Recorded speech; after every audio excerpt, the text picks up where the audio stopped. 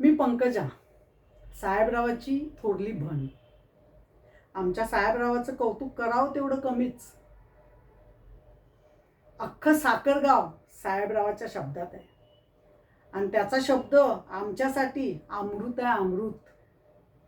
पण त्याला माहिती नाही हे अमृत लवकरच संपणार आहे. त्याच्या सगळ्या साम्राज्यावर ही पंकजा कब्जा करणार आहे. त्याचं साम्राज्य माझं आहे, माझं. मी मोठी असून माझ्या बापानं सगळी सूत्र त्याच्या हातात दिली.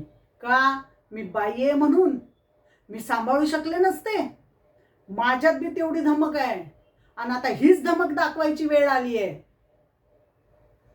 त्या साहेबरावाला आणि त्याच्या अख्ख्या खानदानीला नाही माझ्या पुढे नाक घासायला लावलं तर ही नावाची पंकजा नाही,